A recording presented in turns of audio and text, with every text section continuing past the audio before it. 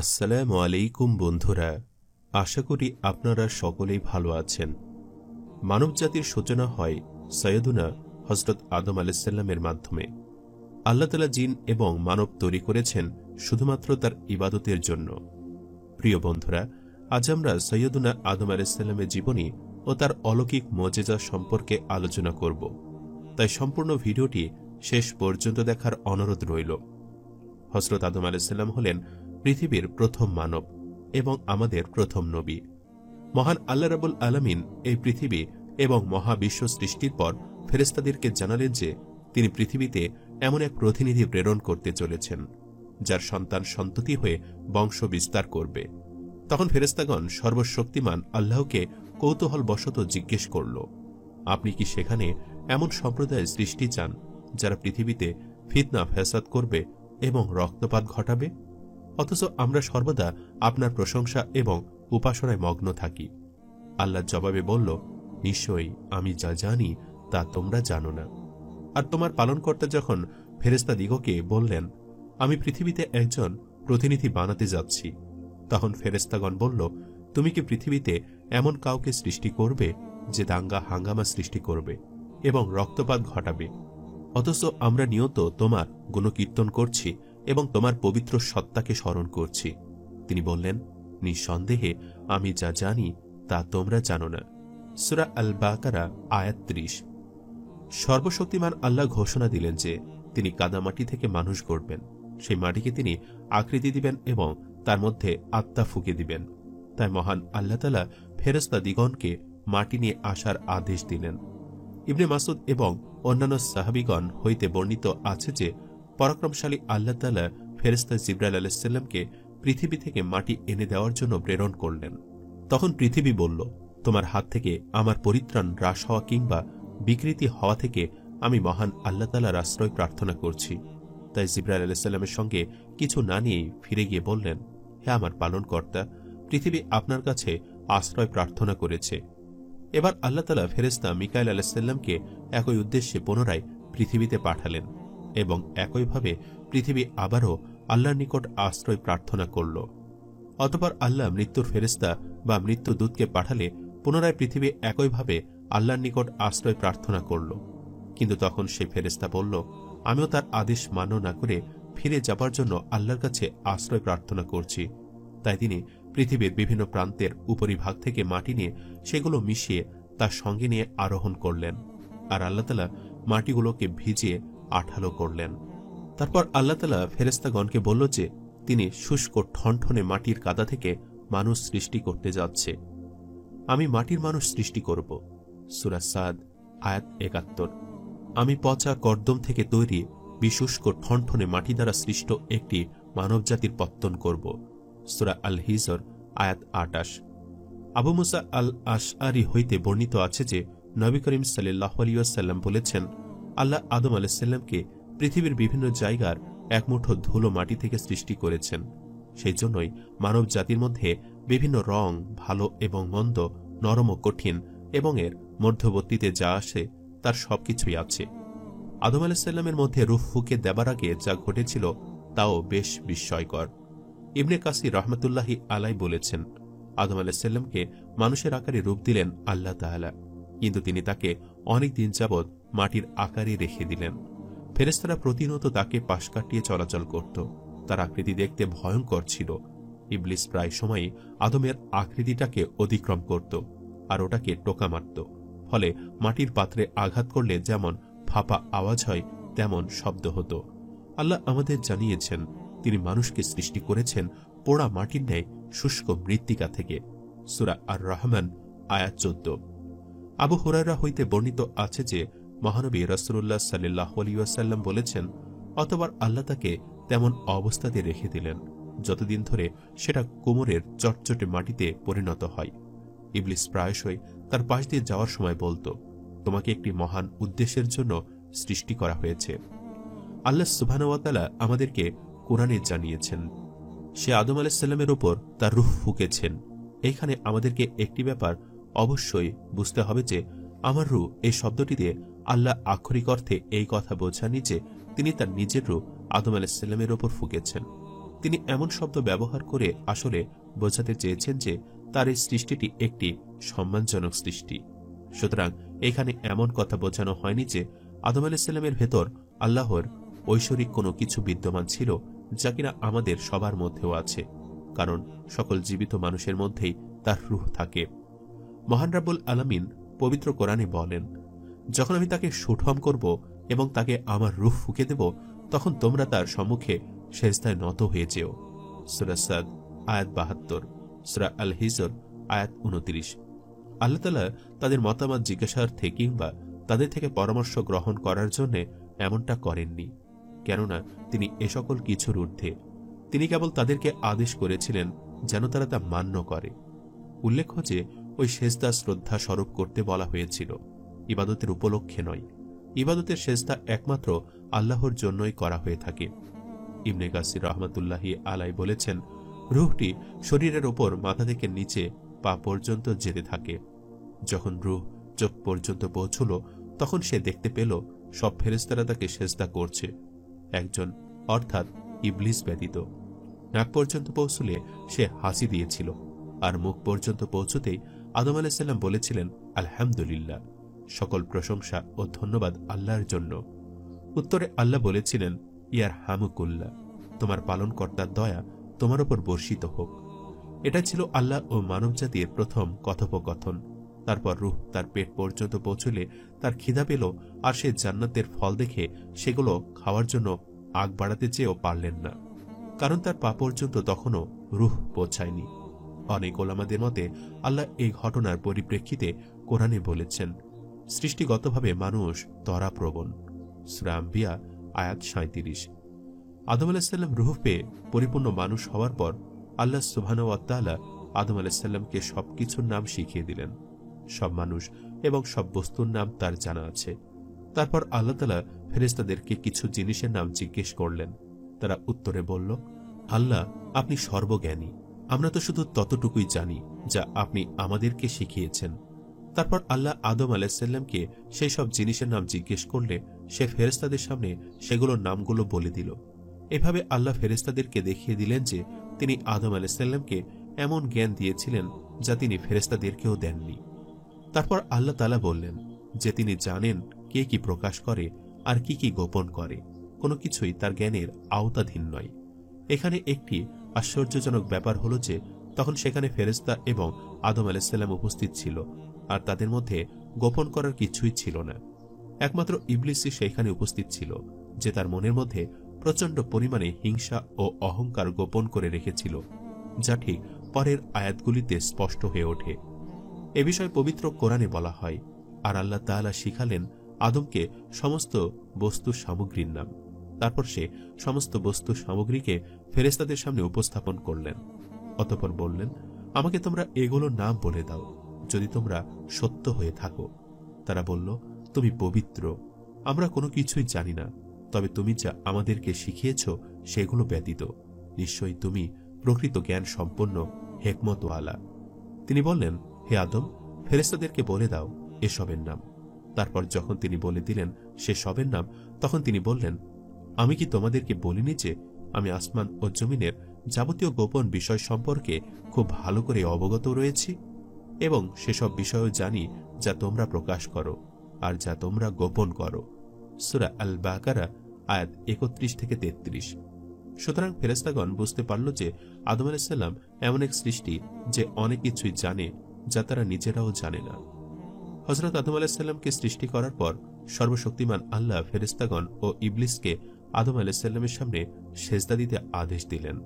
সেই সময়টাতে ইবলিস তথা জিনকে তার ফেরেশতাদের সাথে অবস্থান করে আল্লাহ তাআলার ইবাদত করার অনুমতি দেওয়া হয়েছিল। এরপর সময় আসলো যখন আল্লাহ ফেরেশতাদের নির্দেশ দিলেন। তাদের মধ্যে ইবলিসও উপস্থিত ছিল, আর আল্লাহ তাদের প্রত্যেকের উদ্দেশ্যে বললেন, আমি যখন রূহ ফুঁকে দেব তখন তোমরা আদম আলাইহিস সালামকে সম্মানজনক সেজদা করবে। পবিত্র কোরআনে বলা হয়, আর আমি তোমাদেরকে সৃষ্টি করেছি, এরপর আকার অবয়ব তৈরি করেছি, অতঃপর আমি ফেরেশতাদেরকে বলছি আদমকে সেজদা করো। সূরা আল আরাফ আয়াত ১১। আদেশটির বিরুদ্ধে ইবলিসের প্রতিক্রিয়া ছিল বিপরীতমুখী। মহান রাব্বুল আলামিনের ইচ্ছায় মাটির আদমকে সবাই সেজদা করলেও ইবলিস সেজদা করতে অস্বীকার করে। ইবলিস অহংকারের কারণে সর্বশক্তিমান আল্লাহর নির্দেশ অমান্য করতে অস্বীকৃতি জানায় এবং একজন কাফের তথা শয়তান হয়ে যায়।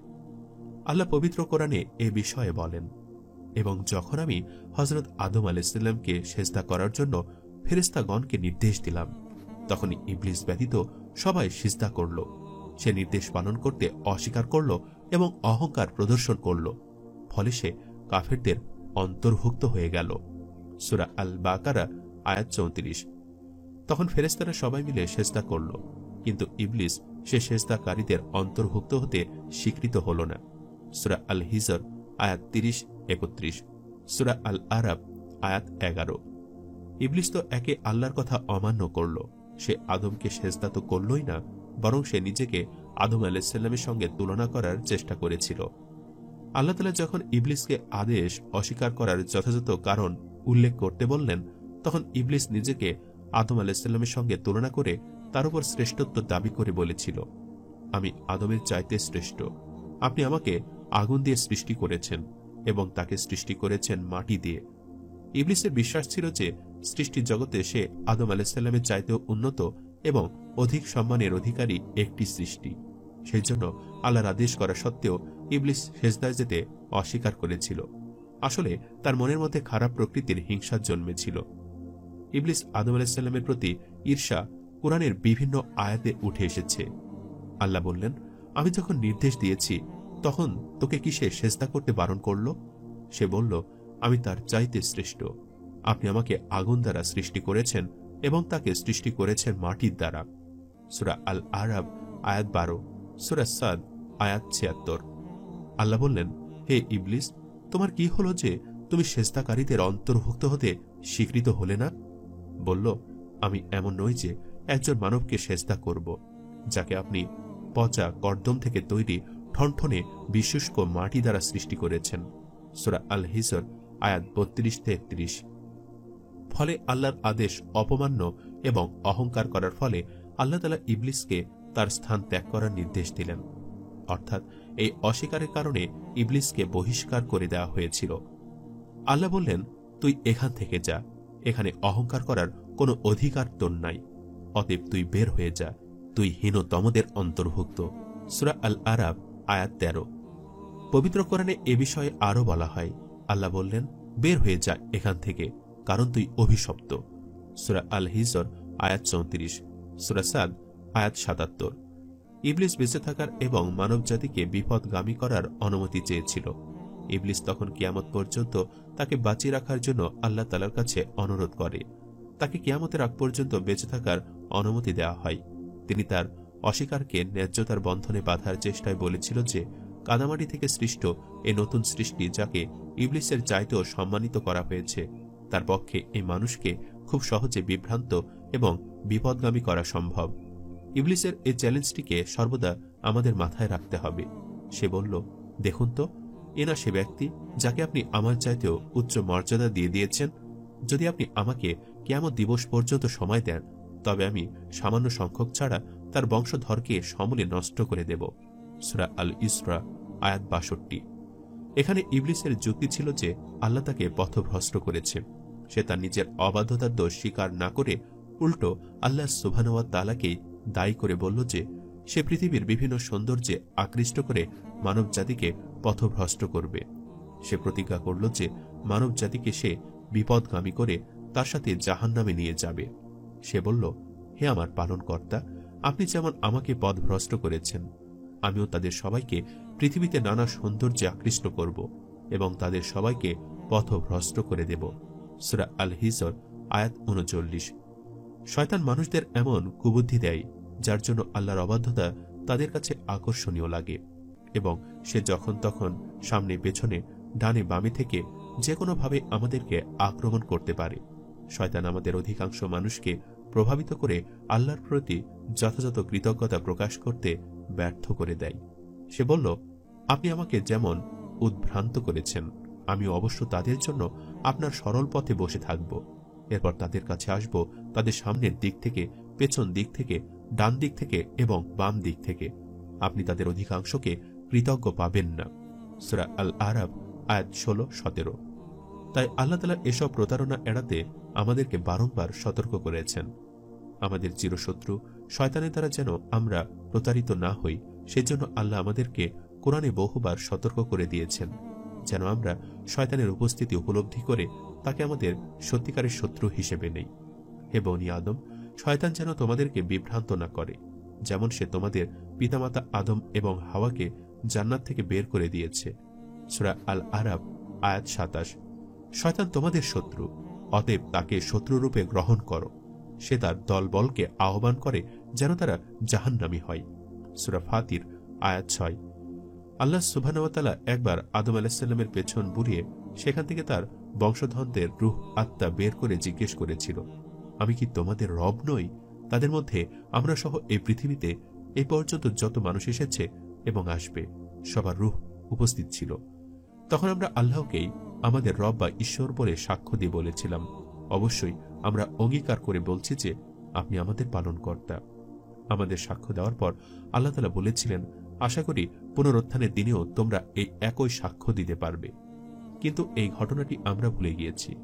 তারপর আল্লাহ সুবহানাহু ওয়া তাআলা বলেছিল যে যদি আমরা সক্ষম না হই, তাহলে আমরা যেন নিজের অজ্ঞতা বা নিজেদের বাপ দাদার প্রথা অনুসরণ করাকে অজুহাত হিসাবে না পেশ করি, কারণ আল্লাহ আমাদের কোরআনের সাহায্যে পথ নির্দেশনা দিয়ে গিয়েছেন। আর যখন তোমার পালনকর্তা বনি আদমের পৃষ্ঠদেশ থেকে বের করলেন তাদের সন্তানদেরকে এবং নিজের উপর তাদেরকে প্রতিজ্ঞা করালেন, আমি কি তোমাদের পালনকর্তা নই? তারা বলল, অবশ্যই, আমরা অঙ্গীকার করছি।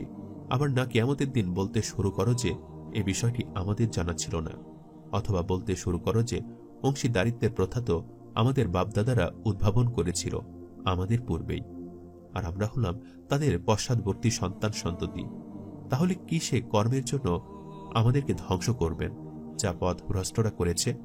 বস্তুত এভাবে আমি বিষয়সমূহ সবিস্তারে বর্ণনা করি যাতে তারা ফিরে আসে। সূরা আল আরাব আয়াত 172 থেকে 174। যদিও এই পুরো ঘটনাটি আমরা ভুলে গিয়েছি, কিন্তু আমাদের ভেতর ফিতরা নামে একটি জিনিস আছে যে জানে যে আল্লাহ আমাদের একমাত্র রব। এটাই আল্লাহর প্রকৃতি, যে প্রকৃতি তিনি মানুষকে দিয়েছেন। আল্লাহর সৃষ্টিকার্যে কোনো পরিবর্তন নেই, এটাই সুপ্রতিষ্ঠিত দিন, কিন্তু অধিকাংশ মানুষ জানে না। সূরা আর রুম আয়াত 30। ইবনে কাসির রহমতুল্লাহি আলাই বলেছেন, আল্লাহ আদমকে উত্থাপন করে এবং সে সমগ্র মানব জাতিকে দেখতে পায়। তিনি তাদের মধ্যে ধনী গরিব, সুগঠিত দুর্বল, ভালো অবস্থা ও খারাপ অবস্থার মানুষ দেখতে পেল। তারপর আদম আলাইহিস সালাম বললেন, হে আল্লাহ, আমি চাই আপনার সকল বান্দারা সমান হোক। জবাবে আল্লাহ বললেন, আমি প্রশংসা পছন্দ করি। আদম আলাইহিস সালাম মানব জাতির মধ্যে নবীগণকে আলোকিত প্রদীপের মতো দেখতে পেলেন। সর্বশক্তিমান আল্লাহ প্রত্যেকটি নবীদের কাছ থেকেও ধর্ম বাস্তবায়ন ও প্রচার করার অঙ্গীকার নিয়েছিলেন। বিশেষ করে মুহাম্মদ সাল্লাল্লাহু আলাইহি সাল্লাম, নূহ, ইব্রাহিম, মুসা ও ঈসা আলাইহিস সালামের কাছে দৃঢ় প্রতিজ্ঞা নিয়েছিলেন। যখন আমি পয়গম্বরের কাছ থেকে, আপনার কাছ থেকে এবং নূহ, ইব্রাহিম, মুসা ও মরিয়ম তনয় ঈসার কাছ থেকে অঙ্গীকার নিলাম, এবং অঙ্গীকার নিলাম তাদের কাছ থেকে দৃঢ় অঙ্গীকার। সূরা আল আহজাব আয়াত 7। সর্বশক্তিমান আল্লাহ তাআলা কোরআনে ঘোষণা করেছেন যে ঈসা আলাইহিস সালাম আর আদম আলাইহিস সালাম দেখতে একই রকম ছিলেন। নিঃসন্দেহে আল্লাহর নিকট ঈসা দৃষ্টান্ত হচ্ছে আদমেরই মতো। তাকে মাটি দিয়ে তৈরি করেছিলাম এবং তারপর তাকে বলেছিলাম, হয়ে যাও, সঙ্গে সঙ্গে হয়ে গেলেন। সূরা আল ইমরান আয়াত 59। জান্নাতে হযরত আদম আলাইহিস সালাম একাই বসবাস করতে লাগলেন। তিনি জান্নাতের সকল নিয়ামত ভোগ করতে লাগলেন। একটা সময় সে এত নিয়ামতের মাঝেও তিনি একাকিত্ব অনুভব করলেন, যার ফলে তার একজন সঙ্গী দরকার ছিল। আল্লাহ তাআলা আদম আলাইহিস সালামকে হাওয়া আলাইহিস সালামের সঙ্গে জান্নাতে বসবাস করার অনুমতি দেওয়া হয়েছিল। মহান আল্লাহ তাআলা আদম আলাইহিস সালাম থেকে হাওয়া আলাইহিস সালামকে সৃষ্টি করেছেন। আল্লাহ জানিয়েছেন যে তিনি হাওয়া আলাইহিস সালামকে সৃষ্টি করেছেন যেন আদম আলাইহিস সালাম তার সাথে থেকে স্বস্তি পায়। আল্লাহ পবিত্র কোরআনে বলেন, তিনি সে সত্তা যিনি তোমাদিগকে সৃষ্টি করেছেন একটি মাত্র সত্তা থেকে, আর তার থেকে তৈরি করেছেন তার জোড়া, যাতে তার কাছে স্বস্তি পেতে পারে। সূরা আল আরাব আয়াত 189। ইবনে কাসির রহমতুল্লাহি আলাই বলেছেন, আদম আলাইহিস সালাম স্বর্গেই থাকতেন, একাকিত্ব বোধ করতেন এবং তার এমন কোনো সঙ্গীও ছিল না যার কাছ থেকে তিনি খানিকটা প্রশান্তি পেতে পারেন। একদিন তিনি ঘুমিয়েছিলেন। ঘুম থেকে উঠে মাথার কাছে কাউকে বসে থাকতে দেখলেন তিনি। এক সুন্দরী রমণী স্নিগ্ধ আর কোমল দৃষ্টি মেলে তার দিকে তাকিয়ে আছে। আদম আলাইহিসসালাম তাকে জিজ্ঞাসা করলেন, তুমি কে? উত্তরে সে বলল, আমি একজন নারী। তিনি আবার জিজ্ঞাসা করলেন, তোমাকে কেন সৃষ্টি করা হয়েছে? জবাবে, যাতে আমার মধ্যে তুমি প্রশান্তি খুঁজে পাও। ফেরেশতারা আদম আলাইহিসসালামের কাছে তার নাম জানতে চাইলে জবাবে তিনি বললেন, হাওয়া, যার মানে জীবিত কিছু। তারা পুনরায় জিজ্ঞেস করল, আপনি কেন তাকে হাওয়া নামে ডাকছেন? জবাবে আদম আলাইহিসসালাম বললেন, কারণ সে আমার থেকে সৃষ্টি হয়েছে আর আমি একজন জীবিত সত্তা।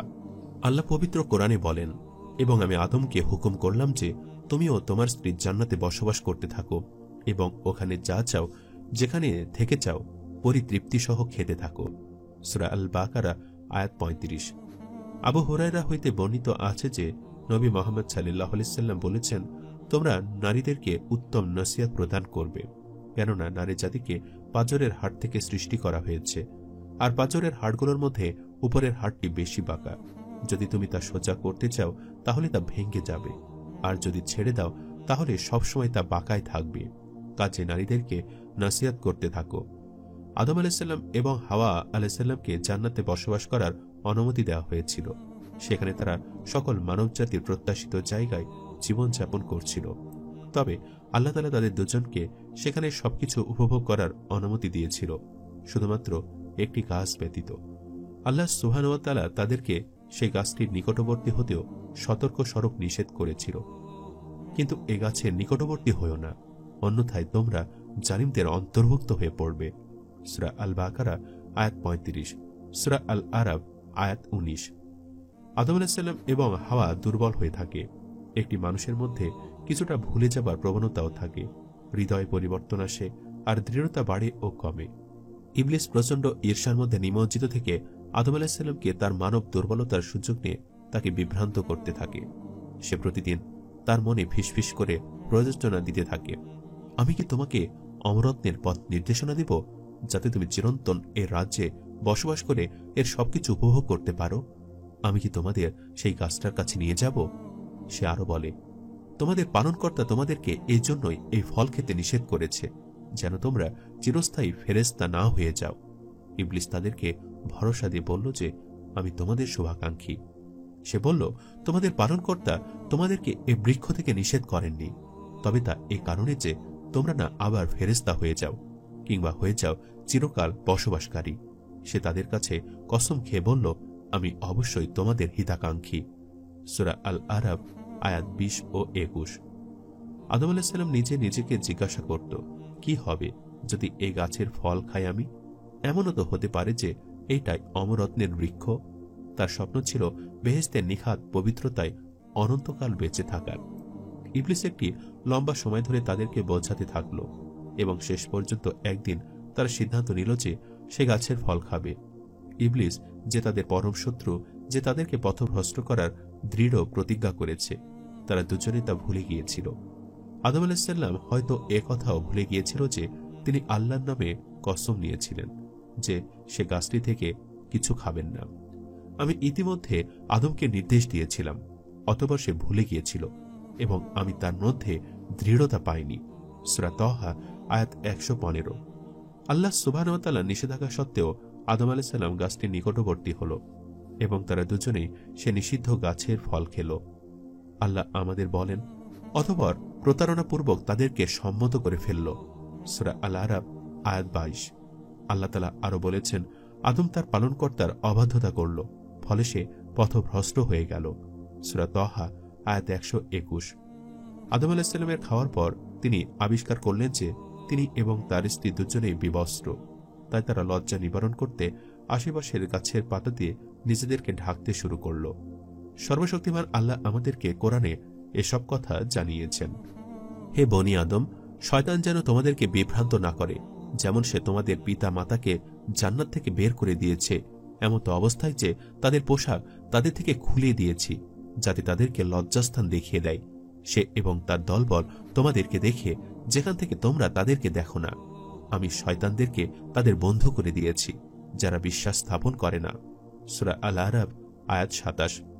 মহান আল্লাহ তাআলা আদম আলাইহিস সালামকে উদ্দেশ্য করে বলেন, আমি কি তোমাদেরকে এ বৃক্ষ থেকে খেতে নিষেধ করিনি এবং বলিনি যে শয়তান তোমাদের প্রকাশ্য শত্রু? তারা উভয়ে বলল, হে আমাদের পালনকর্তা, আমরা নিজেদের প্রতি জুলুম করেছি। যদি আপনি আমাদেরকে ক্ষমা না করেন তবে আমরা অবশ্যই অবশ্যই ধ্বংস হয়ে যাব। আল্লাহ বললেন, তোমরা পৃথিবীতে নেমে গিয়ে সেখানে একটি নির্দিষ্ট মেয়াদ পর্যন্ত বসবাস করে মৃত্যুবরণ করবে এবং সেখান থেকেই পুনরুত্থিত হবে। সূরা আল আরাফ আয়াত 22-25। তারা জান্নাত ত্যাগ করল এবং পৃথিবীতে অবতরণ করল। আল্লাহ বলেন, আমি কি ওই বৃক্ষ সম্পর্কে তোমাদেরকে সতর্ক করে দেইনি?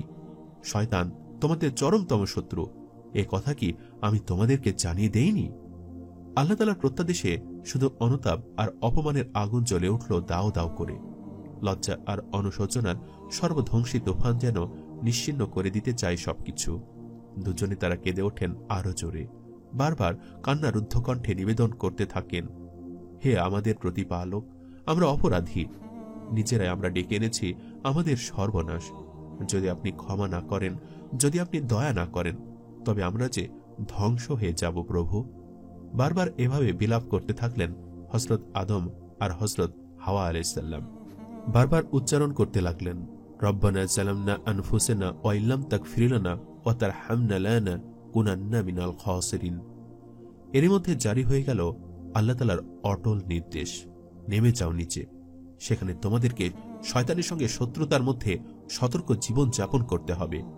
শেষ হয়ে গেল আনন্দের আলোকিত অধ্যায়। বেহেশত বিচ্যুত প্রথম মানব আর প্রথম মানবী ক্রমাগত নামতে থাকলেন নিচে। একে একে অনেক আকাশ ভেদ করে চলতে লাগলো অবতরণ, অবরোহণ, পতন। সারা নিসর্গ যেন ম্লান হয়ে গেল মুহূর্তেই। চারিদিকে উঠল শোকের মূর্ছনা, হাহাকারে ভরে গেল আকাশ বাতাস। নির্বাক অসংখ্য ফেরেশতা স্তম্ভিত হয়ে তাকিয়ে রইলেন তাদের দিকে। আল্লাহ তাআলার প্রিয় সৃষ্টি মানুষের একই নির্মম পরিণতি। শুধু স্মরণ করতে থাকলেন তারা আল্লাহ তাআলার সেই চিরন্তন বাণী, ইন্নী আলামু মা লা তা'লামুন। নিশ্চয়ই আমি জানি যা জানো না তোমরা। কি অপার রহস্য যে লুকিয়ে আছে এই বেদনা বিধুর ঘটনায় কে জানে। ভবিষ্যতের জ্ঞান তো কারো জানা নেই, কারোরই জানা নেই। সকল জ্ঞানের অধিকারী যে একমাত্র আল্লাহ জালাল জালাল্লাহু। এ কথা সত্য যা তিনি বলেন, নিশ্চয় আমি জানি যা জানো না তোমরা। একসঙ্গে নামছিলেন তারা। প্রথম আকাশের নিচে এসে হঠাৎ আলাদা হয়ে গেলেন দুজনে। তারপর অসহায় একাকী নিঃসঙ্গ অবস্থায় শেষে পৃথিবীর মাটিতে পা রাখলেন তারা। হযরত আদম আলাইহিস সালাম অবতরণ করলেন সিংহল দ্বীপে আর হযরত হাওয়া আলাইহিস সালাম জেদ্দায়। তারপর একটানা রোদনের অধ্যায়। শত শত বছরে চলে যায় কাঁদতে কাঁদতে। দ্বীপদের সিংহলে আদম আর সমুদ্র উপকূলে জেদ্দায় হাওয়া কেঁদেই চলেন সারাক্ষণ। কাঁদেন আর প্রার্থনা জানান মহামহিম আল্লাহ তাআলার দরবারে, রব্বানা যালামনা আনফুসানা ওয়া ইল্লাম তাগফির লানা ওয়া তারহামনা লানাকুনান্না মিনাল খাসিরিন। হে আমাদের প্রতিপালক, আমরা যে নিজেরা নিজেদের প্রতি জুলুম করেছি, আপনি ক্ষমা না করলে, দয়া না করলে আমরা যে ধ্বংস হয়ে যাব প্রভু। কখনো বলতে লাগলেন তারা, হে আমার আল্লাহ, তুমি ছাড়া আর কোনো মাবুদ নেই, তুমি পবিত্র, সমস্ত প্রশংসা তো তোমারই। নিজের প্রতি অত্যাচারী নিরুপায় আমি তোমার কাছে ক্ষমা প্রার্থনা করি, তুমি যে শ্রেষ্ঠ ক্ষমাকারী। হে আমার মাবুদ, আমি নিশ্চিত বিশ্বাস করি তুমি একমাত্র মাবুদ, তুমি পবিত্র, সকল প্রশংসার অধিকারী তুমি। নিকৃষ্ট আমি নিজের সর্বনাশ ডেকে এনেছি নিজেই। দয়া করে মেহেরবান প্রভু, তুমি যে শ্রেষ্ঠ দয়াবান, আমি নিরুপায়, সর্বহারা। অতএব তুমি আমার তওবা কবুল করো, তুমি তো তওবা কবুলকারী, অতিশয় দয়ালু। হযরত আদম কাঁদেন সিংহলে, দুচোখ বেয়ে অবিরল ঝরে অশ্রুধারা, যে অশ্রুর বিরাম নেই, যে অশ্রু বয়ে যায় নদীর মতো নিরন্তর নিরবধি। নদীর তীরে তীরে জন্ম নেয় ফুল ও ফলের অগণিত বৃক্ষ, তারাও কাঁদে। হযরত আদমের শোকে শোকাতুর হয় বৃক্ষরাজি, নদী, সমুদ্র, সমস্ত নিসর্গ। ওদিকে হযরত হাওয়া আলাইহিস সালাম একটানা কেঁদে চলেন বিরান সমুদ্র উপকূল জেদ্দায়। তার কান্নার অশ্রুতে নেমে আসে বন্যা, প্লাবন। শোনা যায় অশ্রুর ধারা থেকে সৃষ্টি হয়েছে মেহেদি বৃক্ষ। অশ্রু মিশ্রিত বালুকানা পরিণত হয়েছে সুরমায়, আর যে অশ্রুস্রোত মিশে গিয়েছে সাগরে, সেগুলো পরিণত হয়েছে মুক্তায়। শত বছর কেটে গেল কাঁদতে কাঁদতে, তবুও বিরতি নেই রোদনের। আর অতিক্রান্ত হলো শত বছর, তবুও থামে না অশ্রু। এরপর আরো শত বছর কেটে গেল। তখন প্রশমিত হলো শোক, স্তিমিত হলো অনুশোচনার অনল। আল্লাহ তাআলার ক্ষমার জ্যোতি সমুদ্রে সম্পূর্ণ নিমজ্জিত হলেন তারা। বুকের পাথর নেমে গেল যেন। আল্লাহ তাআলার দয়ার নির্মল বাতাসে তারা প্রাণ ভরে নিলেন নতুন নিঃশ্বাস। ক্ষমাপ্রাপ্তির আনন্দে নিশ্চিহ্ন হয়ে গেল অতীতের সমস্ত বেদনারোধ।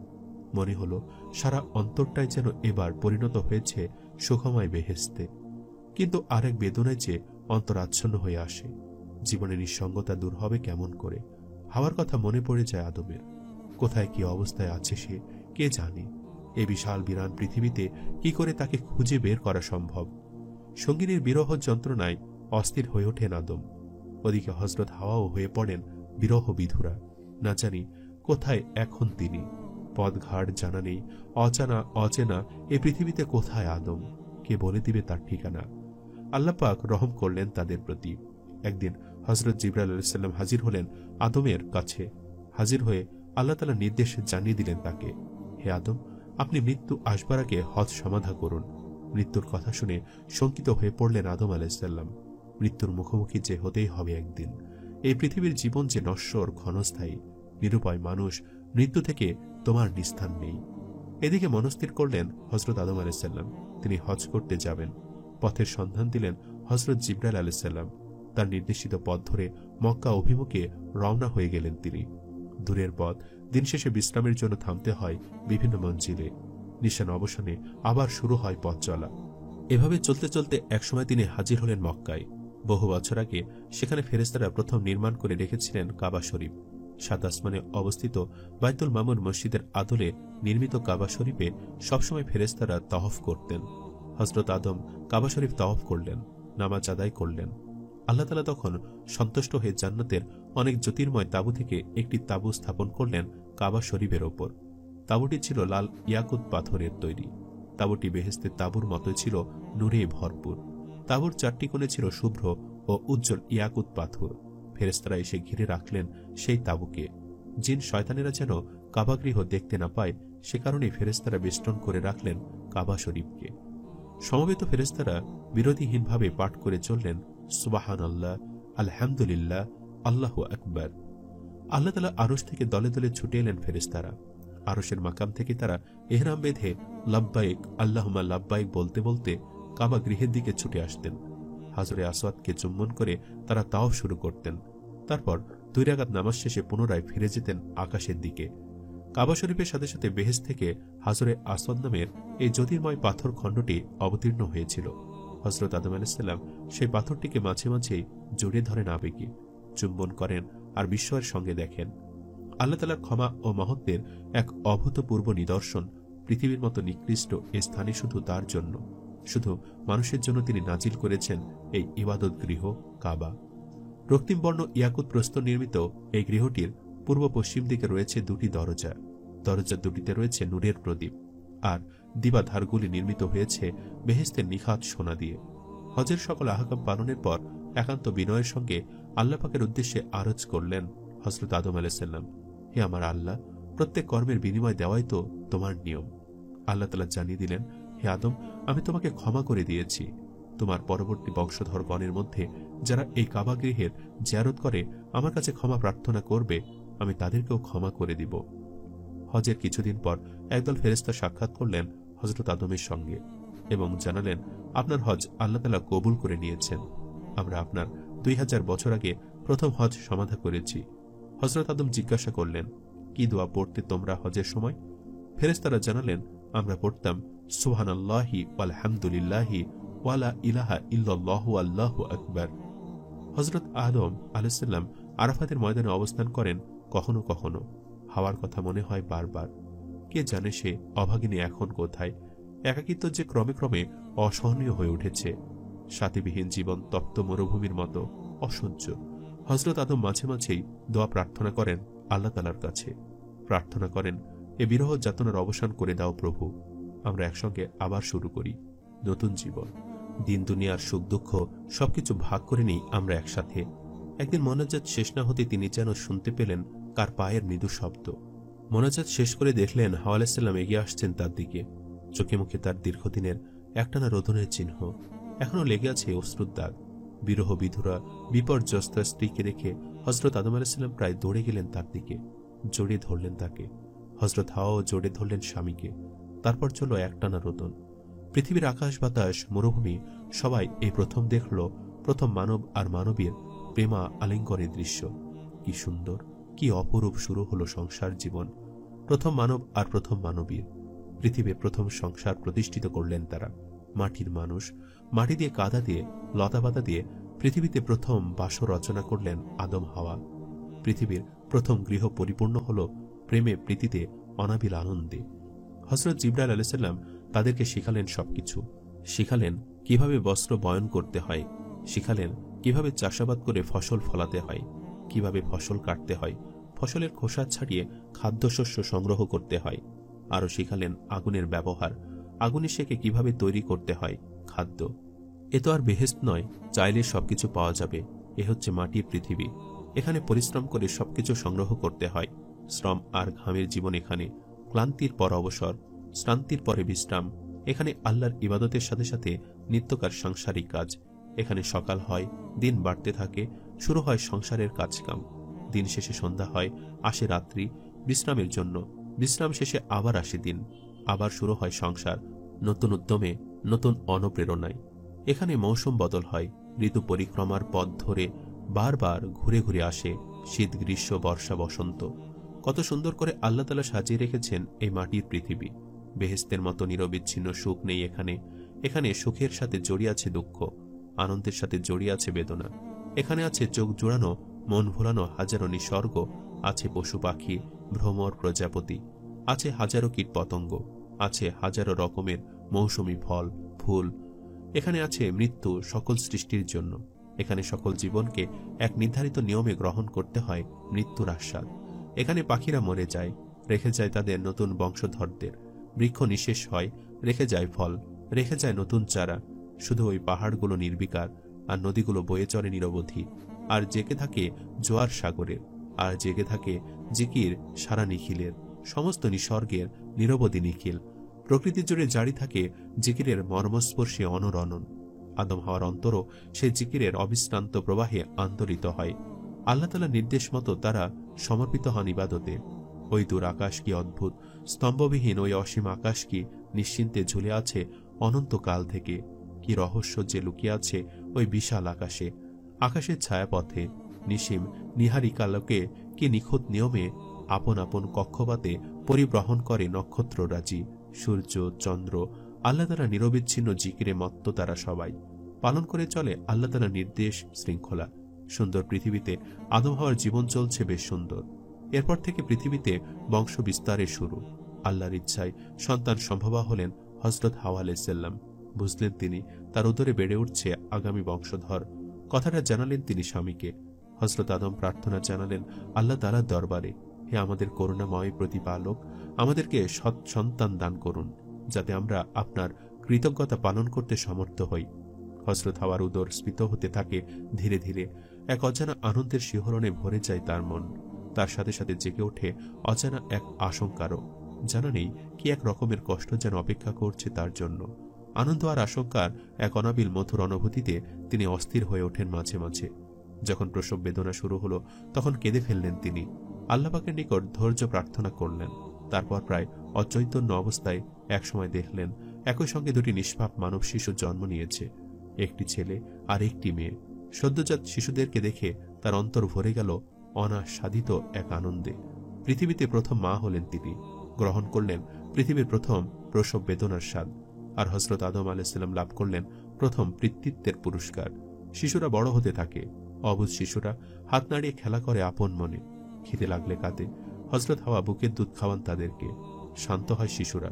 শিশুরা বড় হয়, হামাগুড়ি দেয়, বসতে শেখে, হাঁটতেও শেখে ধীরে ধীরে। বাবা আদম তাদেরকে আদর করেন, মা হাওয়া কোলে নেন। সদ্য ফোটা ফুলের মতো পবিত্র শিশুরা তাদের কচি কচি হাত দিয়ে একবার জড়িয়ে ধরে মাকে। খেলা করে কোল জুড়ে, আবার কখনো জড়িয়ে ধরে বাবাকে কোলে ওঠে, পিঠে ওঠে। হযরত আদম নাম রাখেন তাদের। ছেলের নাম কাবিল, মেয়ের নাম আকলিমা। আবারও গর্ভবতী হন হাওয়া। এবারও প্রসব করেন যমজ সন্তান, একটি ছেলে আর একটি মেয়ে। হযরত আদম ছেলের নাম রাখেন হাবিল, আর মেয়ের নাম রাখেন লিমুজা। তারাও বড় হয়। এভাবে জোড়ায় জোড়ায় সন্তান প্রসব করতে থাকেন হযরত হাওয়া আলাইহিস সালাম। সংসার বড় হয়, ব্যস্ততা বেড়ে যায় হাওয়ার। কোলে শিশুদের দুধ খাওয়ানো, বড়দের যত্ন নেওয়া কখনো মৃদু শাসন, কখনো স্নেহ বিজড়িত তিরস্কার। শিশুরা কি চঞ্চল, খেলাধুলা হইচই করে, খামাখা জ্বালাতন করে মাকে, উত্ত্যক্ত করে বাবাকে, তবু ভালো লাগে। শিশুদের জ্বালাতন, কিশোরদের দুষ্টুমি সবই ভালো লাগে। মাতা পিতা দুজনে দেখেন আর বিমোহিত হন। এ যেন চাঁদের মেলা। কাবিল আর আকলিমা বড় হলো।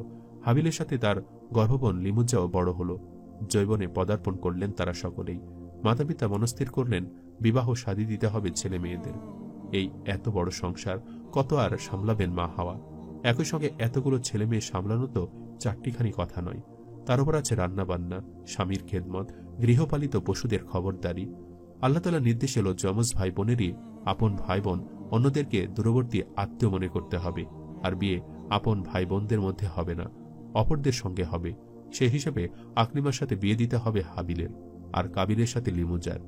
আকলিমা ছিলেন সুন্দরী, লিমুজা ততটা নয়। গোল বাঁধল এখানে। কাবিল বেঁকে বসল, গো ধরে বসল। লিমুজাকে সে কিছুতে বিয়ে করবে না, বিয়ে করবে আকলিমাকে। বিস্মিত হয়ে গেলেন হযরত আদম আলাইহিসসালাম। এ কি রকম ছেলে, পিতার সিদ্ধান্ত মানতে চায় না, আল্লাহ তাআলার বিধানের পরোয়া করে না।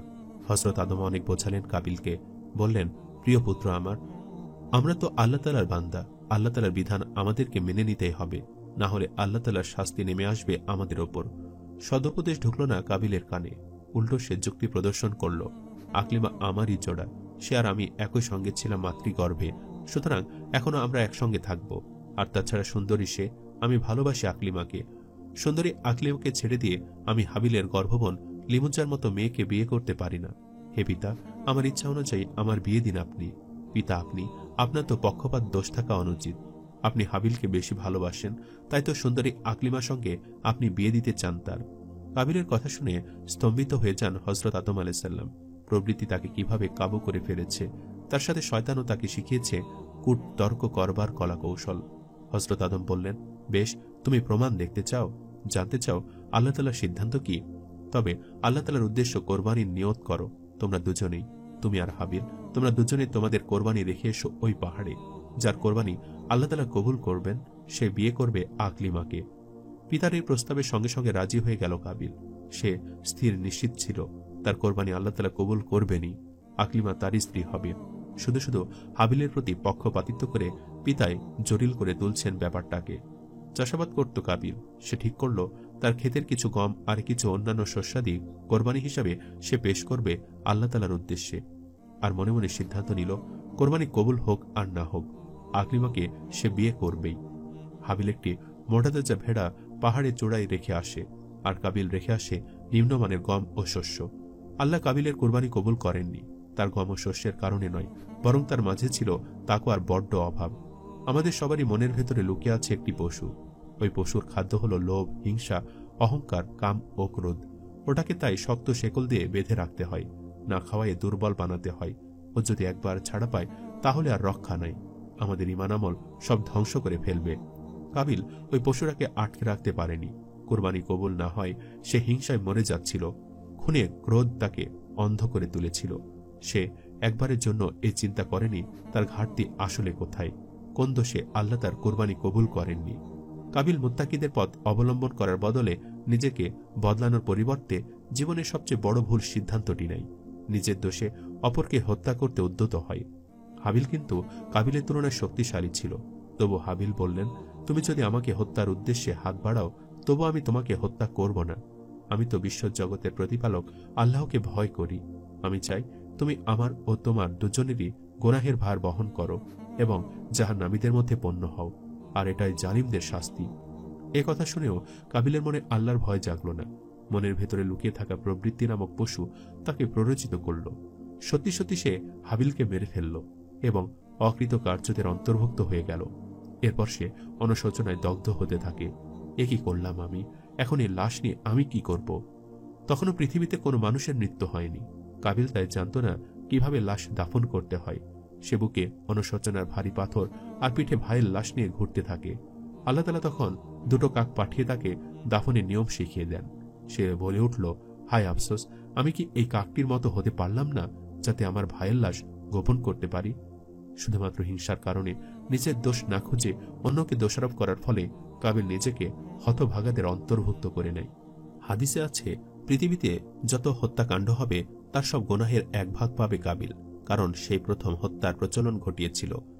এদিকে পিতা আদম ছেলের মৃত্যুর কথা শুনে খুবই শোকাহত হয়ে পড়ে, কিন্তু এক ছেলের জন্য কি তিনি আরেক ছেলেকে তিনি শাস্তি দিতে পারেন? তাই বাধ্য হয়ে তিনি হাবিলের সাথে আকলিমার বিয়ে দিলেন। আর এভাবে ধীরে ধীরে তার সন্তানদের মধ্যে বিবাহের প্রচলন চলতে থাকল এবং ধীরে ধীরে পৃথিবীতে বংশ বিস্তার বাড়তে লাগল। আল্লাহ প্রদত্ত ওহির মাধ্যমে জিবরাইল আলাইহিসসালাম আদম আলাইহিসসালামকে সকল কিছু শিক্ষা দিতে লাগলেন এবং তিনিও তার সন্তান সন্ততি নিয়ে পৃথিবীতে বসবাস করতে লাগলেন। প্রায় 1000 বছরের জীবন হযরত আদম আলাইহিসসালামের কেমন করে যে পার হয়ে গেল এতটা সময়। এখন এই বৃদ্ধ বয়সে এসে চিন্তা যেন থমকে দাঁড়িয়েছে হঠাৎ। এ কেমন জায়গা পৃথিবী! ঘর সংসার গোছাতে গোছাতে, সন্তান সন্ততি মানুষ করে তুলতে তুলতে জীবন শেষ হয়ে আসে। তার উপরে আছে কত শত জটিলতা, সম্পদ বন্টন, ব্যবসা বাণিজ্য, চাষাবাদ, রোগ শোক জরা, পারস্পরিক প্রতিদ্বন্দ্বিতা, মান অভিমান, ক্ষোভ, দেশ, হানাহানি, কত রকম সমস্যা যে মানুষের। হযরত আদম আলাইহিসসালাম প্রস্তুত হন পরপারে বাড়ি জমাবার জন্য। মনে হয় এবার বিচ্ছিন্ন হয়ে যাবে এই নশ্বর জীবন, বিদায় নিতে হবে মানুষের মেলা থেকে। কর্তব্য চেতন হয়ে ওঠেন তিনি, সন্তানদেরকে ডেকে উপদেশ দেন, দেখো বাচ্চারা, বৃদ্ধ হয়েছে আমি, মনে হয় দুনিয়ার জীবন শেষ হয়ে আসছে আমার, সহসায় আমাকে চলে যেতে হবে হয়তো। মনোযোগ সহকারে পিতার কথা শোনেন সকলে, শোনেন শীষ ও অন্যান্য সকল সন্তানেরা। হযরত আদম আলাইহিসসালাম বলেন, খুবই কঠিন জায়গা এই পৃথিবী। শয়তান তোমাদেরকে পথভ্রষ্ট করবার জন্য সবসময় ওত পেতে আছে। শয়তানের ফাঁদ থেকে সবসময় দূরে থাকতে চেষ্টা করো তোমরা। তোমরা যদি পথভ্রষ্ট হয়ে যাও তবে তোমাদের জন্য নির্ধারিত হবে জাহান্নামের আগুন, আর আমিও লজ্জিত হব এজন্যে। হে আমার প্রিয় ফরজনদেরা, শয়তানের অনুসরণ থেকে আর পাপ থেকে বেঁচে থাকতে চেষ্টা করো তোমরা। হযরত আদম বলেই চলেন, হে আমার আওলাদেরা, দুনিয়ার মোহে জড়িয়ে পড়ো না কখনো। এ জীবন তো অস্থায়ী, তোমাদের সবাইকে একদিন না একদিন চলে যেতে হবে এই পৃথিবী ছেড়ে। সুতরাং কর্তব্য কর্মে গাফিলতি যেন না হয়। নসিহত নামাজ শেষ করে হযরত শীষের দিকে তাকালেন হযরত আদম আলাইহিসসালাম। তাকে লক্ষ্য করে বললেন, বাবা শীষ, আমার নসিহতগুলি মনে রেখো, তুমি সবাইকে সৎ পরামর্শ দিও। আমার পরে আল্লাহ তাআলা তোমাকে নবুয়ত দান করবেন। সর্বাবস্থায় একমাত্র আল্লাহর উপরই নির্ভরশীল থাকতে চেষ্টা করো। আগামী পৃথিবীতে আরো অনেক নবী আসবেন, তাদের উপর ঈমান রেখো। নবীদের নেতা যিনি, তিনি আসমানে একেবারে শেষ জামানায়। তার মোবারক নাম হবে হযরত মুহাম্মদ মুস্তাফা সাল্লাল্লাহু আলাইহি ওয়াসাল্লাম। তিনি হবেন শেষ নবী, আল্লাহ তাআলার হাবিব তিনি। তোমার বংশেই তিনি আসবেন বহু সহস্র বছর পরে। তার কথা তুমি জানিয়ে দিও সবাইকে। আর হুঁশিয়ার হও, আমি তোমাকে আমার খলিফা নির্বাচন করছি। আমার প্রতি যে শরীয়ত অবতীর্ণ হয়েছে তার উপর অটলভাবে কায়েম থাকতে হবে তোমাকে। শরীয়তের উপরে আমল করা ফরজ, এ কথা বলে দিও সবাইকে। শয্যাশায়ী হয়ে পড়েন হযরত আদম আলাইহিসসালাম। রোগ জর্জরিত শরীরে বল নেই, ইবাদত বন্দিকে বিঘ্নিত হতে চায়, মনটা কেমন খারাপ হয়ে যায়। এজন্য মাওলার ইবাদত মন মতো না করতে পারলে এভাবে বেঁচে থাকার কোনো মানে আছে? আল্লাহ তাআলার কত মেহেরবানি, কত দয়া, কত ভালোবাসা। মহামানুষের মহাজীবনের সূচনা ঘটিয়েছেন। রোগ যন্ত্রণা দিন দিন বেড়ে চলে হযরত আদম আলাইহিসসালামের। একদিন তিনি ইরশাদ করলেন, আমাকে জয়তুন তেল এনে দাও। তার কথা শুনে উপস্থিত সকলে মুখ চাওয়াচাই করতে লাগলেন। তখন হযরত আদমের হঠাৎ স্মরণ হলো, তাই তো পৃথিবীতে এখন পর্যন্ত তো জয়তুন তেলের ব্যবহার জানে না কেউ। জয়তুন তেল তো তিনি দেখেছিলেন বেহেশতে। একথা মনে হতে তিনি বললেন, তাই তো, দুনিয়ায় তো নয়, জয়তুন তেল আমি দেখেছিলাম বেহেশতে। এরপর হযরত শীষ আলাইহিসসালামকে লক্ষ্য করে নির্দেশ দিলেন, বাবা শীষ, তুমি তোর পর্বতের দিকে যাও, সেখানে গিয়ে আমার জন্য আল্লাহ তাআলার দরবারে মোনাজাতের মাধ্যমে একথা জানাও যে, হে আমাদের আল্লাহ, আপনার বান্দা আদম শয্যাশায়ী, তিনি আপনার নিকট জয়তুন তেল চাঞ্চা করেছেন, তার আশা, তার প্রার্থনা আপনি কবুল করবেন। পিতার কথা মতো তোর পর্বতে গিয়ে প্রার্থনা জানালেন হযরত শীষ আলাইহিসসালাম। হযরত শীষের প্রার্থনা শেষ হবার পরপরই প্রত্যাদেশ হলো, আমি প্রার্থনাকারীদের প্রার্থনা কবুল করি। একটু পরে হযরত শীষ দেখতে পেলেন একজন জ্যোতির্ময় ফেরেশতা জয়তুন তেল নিয়ে দাঁড়িয়ে আছেন। হযরত শীষ সেই ফেরেশতার দিকে একটি কাঠের পাত্র এগিয়ে দিলেন। ফেরেশতাটি সেই পাত্র জয়তুন তেল দিয়ে পূর্ণ করে দিলেন। জয়তুন তেল পেয়ে খুবই আনন্দিত হলেন হযরত আদম আলাইহিসসালাম। কিছু তেল পান করলেন তিনি, আর কিছু মালিশ করলেন শরীরে। এতে রোগ যন্ত্রণা উপশম হলো অনেক। শরীরে তিনি শক্তি ফিরে পেলেন কিছুটা। কিন্তু হলে কি হবে? দুনিয়ার প্রতি তিনি একেবারে উদাসীন হয়ে যেতে লাগলেন। যেন দিন দিন দিন রাত্রির অধিকাংশ সময় শুধু বেহেশতের কথাই মনে হয়। আর বেহেশতের কথা মনে হলেই অযোধ্যারায় কাঁদতে কাঁদতে আরো বেশি অসুস্থ হয়ে পড়েন হজরত আদম আলাইসাল্লাম একদিন শীষকে ডেকে বললেন, বাবা শীষ, আবার তোর পাহাড়ে যাও তুমি। আল্লাহ তাআলার দরবারে আবার মোনাজাত করে বলো, হে আমাদের প্রতিপালক, আপনার বান্দা আপনার নিকট বেহেশতের মেওয়া প্রার্থী। হজরত শীষ তার কয়েকজন ভাইকে নিয়ে আবার তুর পাহাড়ের দিকে রওনা হলেন। পথে কয়েকজন ফেরেশতার সঙ্গে দেখা হলো তাদের। হজরত জিবরাইল আলাইহিসসালামও ছিলেন তাদের সঙ্গে। হজরত জিবরাইল আলাইহিসসালাম জিজ্ঞেস করলেন, হে আদম সন্তানেরা, কোথায় রওনা দিয়েছেন আপনারা? হজরত শীষ বললেন, তুর পাহাড়ে যাচ্ছি আমরা। সেখানে গিয়ে আমরা আমাদের পিতার জন্য বেহেশতের মেওয়া প্রার্থনা করব আল্লাহ তাআলার সমীপে। হজরত জিবরাইল আলাইহিসসালাম বললেন, ফিরে চলুন আপনারা, মেওয়া নিয়ে আমরা আপনাদের পিতার কাছেই যাচ্ছি। তখন সবাই মিলে হজরত আদমের নিকট উপস্থিত হলেন তারা। হজরত জিবরাইল হজরত আদম আলাইহিসসালামকে কুশল জিজ্ঞাসা করলেন। হজরত আদম আলাইহিসসালাম বললেন, আমি দাঁড়াতে অক্ষম, ইবাদতে বিঘ্ন সৃষ্টি হচ্ছে। হজরত জিবরাইল আলাইহিসসালাম বললেন, হে আদম শফিউল্লাহ, একটু ধৈর্য ধারণ করুন, আপনার কষ্ট দূর হয়ে যাবে কিছুক্ষণের মধ্যেই। কথা বলতে বলতে হজরত আজরাইল আলাইহিসসালাম উপস্থিত হলেন সেখানে। হজরত হাওয়া বসেছিলেন হজরত আদমের শয্যা পাশে। হজরত আজরাইলকে দেখে তিনি কেঁদে ফেললেন। হজরত আদম আলাইহিসসালাম বললেন, হাওয়া, তুমি সরে যাও এখান থেকে, ফেরেশতাদের এই জামাতের সঙ্গে আমি বাক্যলাপ করব এখন। স্বামীর নির্দেশে সেখান থেকে সরে গেলেন হাওয়া আলাইহিসসালাম।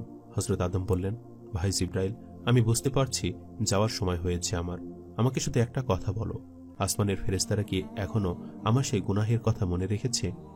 কথা বলে কেঁদে ফেললেন হজরত আদম আলাইহিসসালাম। উপস্থিত ফেরেশতারাও কেঁদে ফেললেন এ কথা শুনে। সেই মুহূর্তে দূর আরশে মোয়াল্লা থেকে স্পষ্ট আওয়াজ ভেসে এলো, হে আমার প্রিয় সৃষ্টি আদম, তুমি তো মাসুম নিষ্পাপ, আমি তোমার প্রতি ঘোষণা করছি আমার পূর্ণ সন্তুষ্টি। তখনই খুলে গেল আসমানের সকল আবরণ। হজরত আদম এক দৃষ্টিতে তাকিয়ে দেখলেন, ওই তো সে কাঙ্ক্ষিত বেহেশত দেখা যাচ্ছে স্পষ্ট, কি নুরানি ঝলক। হজরত আদম আলাইহিসসালাম দেখতে লাগলেন। হুর গেলেমান সবাই ব্যস্ত সমস্ত হয়ে তাকে সংবর্ধনা জানাবার আয়োজন করছে। তিনি বললেন, ভাই জিবরাইল, তরা করো।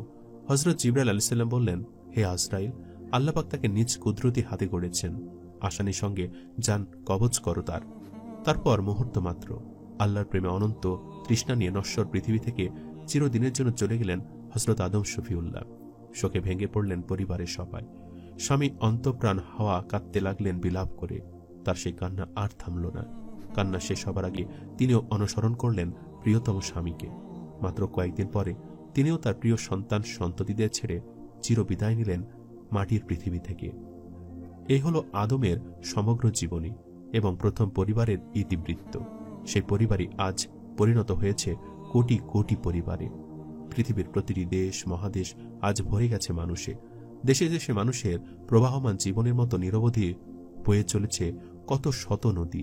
কি নিষ্ঠুরভাবে ভাগ করে নিয়েছে আমরা এই ক্ষুদ্র পৃথিবীটাকে, যে পৃথিবী পরিত্যাগ করে চলে যেতেই হবে সবাইকে। সে পৃথিবীকে স্থায়ী বলে ভাবতে শুরু করেছি অনেকে। প্রিয় শ্রোতা, এতক্ষণ আলোচনা করেছি অলৌকিকভাবে আল্লাহর কুদরতে হজরত আদম আলাইহিসসালামের কাদামাটি থেকে সৃষ্টির ঘটনা। আদম আলাইহিসসালামের সৃষ্টি নিজেই একটি অলৌকিক ঘটনা। আল্লাহ তাকে মাটি থেকে সৃষ্টি করেছেন, তাকে প্রথম মানুষ বানিয়েছেন। এটি মানব জীবনের সূচনা শুরু করেছিল এবং আদম আলাইহিসসালামকে চিন্তা করার, কথা বলার এবং স্বাধীন ইচ্ছার ক্ষমতা দিয়ে তৈরি করা হয়েছিল, যা ছিল তার জীবনের বড় একটি অলৌকিক ঘটনা। আল্লাহ আদম আলাইহিসসালামের মধ্যে আল্লাহ তার রূহ বা আদেশ ফুঁকে দিয়ে তাকে জীবন দান করেন। এটিও ছিল তার জীবনের সাথে সংশ্লিষ্ট একটি বড় অদ্ভুত বিস্ময়কর ঘটনা। আদম আলাইহিসসালামকে দান করা অনন্য অলৌকিক ঘটনাগুলির মধ্যে একটি ছিল সমস্ত জিনিসের নামের জ্ঞান। আল্লাহ তাআলা আদম আলাইহিসসালামকে সবকিছু নাম, প্রকৃতি ও গুণাবলী শিখিয়েছিলেন, যা এমনকি ফেরেশতারাও জানত না। এছাড়াও আলোচনা করেছি আদম আলাইহিসসালাম এবং তার স্ত্রী হাওয়াকে সৃষ্টির পর থেকে জান্নাতে রাখা হয়েছিল, যা ছিল তাদের জীবনে পাওয়া এক অলৌকিক আশীর্বাদ। এই ভিডিওতে আরো আলোচনা করেছি আদম আলাইহিসসালামের আরেকটি অলৌকিক দিক, আর তা হল তিনি সমগ্র মানবতার পিতা। প্রিয় বন্ধুরা, হযরত আদম আলাইহিসসালামের জীবনী এবং তার অলৌকিক মুজিজা সম্পর্কে আজকের ভিডিওটি আপনাদের কাছে আশা করি ভালো লেগেছে। সম্মানিত দর্শক, ভিডিওটি আপনাদের কাছে কেমন লেগেছে তা আমাদের কমেন্ট করে অবশ্যই জানাবেন, আর সবাই আমাদের সাথেই থাকবেন। আজ তাহলে এই পর্যন্তই। আপনারা ভালো থাকবেন, সুস্থ থাকবেন। আল্লাহ হাফেজ।